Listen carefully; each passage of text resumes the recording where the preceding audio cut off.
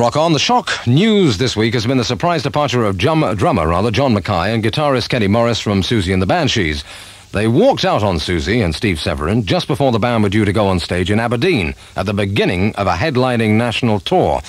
Now, to find out about this split, which was very surprising and surprised a lot of people, and indeed how the Banshees are planning to get over the crisis, Richard Skinner has been talking to Siouxsie. Siouxsie, it seems like a weird old thing to happen at the beginning of such an important tour, but exactly how did the breakup occur?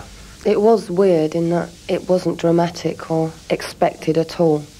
They didn't walk out or storm out or have an argument that was so bad that they had the justification for leaving the band in any way, let alone running away and hiding without a word or just a sign. There was nothing.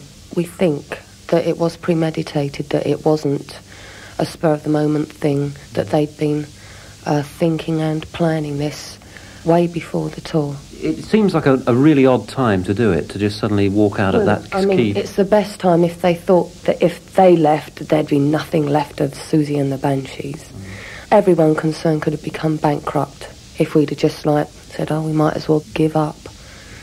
But we didn't. We can't. I mean, there's too much at stake personally as well as in every other way possible. So how are you going to salvage the tour? I mean, two of you can't possibly just go out together as you are and perform, can you? We've been rehearsing with people. We found a drummer really quickly. His name's Budgie. Are the guys on the Slits LP? Yeah. He's working in really well. We tried a few guitarists, and by a weird turn of events, the guitarist in The Cure has said he'd play with us. The staggering thing about what's happened, again, I have to go back to it. It seems remarkable that you said that you weren't aware of any real pressures or differences or problems in the band until the moment that suddenly two guys aren't there anymore. That's really unusual. I don't understand. I know. Well, it's so cowardly because apparently, just by word of mouth, we've been finding out that they were unhappy or dissatisfied with things. And I mean, this band was like the open opportunity for anyone to express anything or, do anything. I mean, it wasn't contrived and set out. There was so much open. And to think that they weren't open with us, the members in the band, they weren't opening their feelings. It's just pathetic, and it's quite sickening, really. For me and for a lot of people, they're the worst two people on this earth. Well, I hope you patch it up with them eventually, because... No, we won't accept them ever again. OK, well, one thing I'm sure you're absolutely certain of, and that's the fact that the band is going to continue one way or another.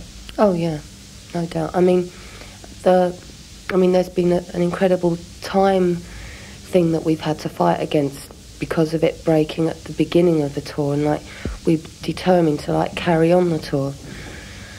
So I mean, once the tour's over, then we'll play it by ear. And we said we wouldn't go out on the road with a substandard band, and that's true.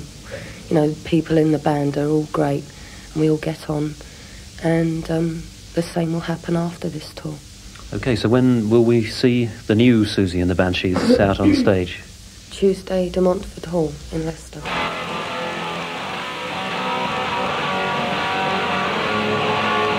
Siouxsie and the Banshees, and one side of the double A-sided single that's out by them at the moment, that's called Love in a Void. And Siouxsie, good luck with the new lineup.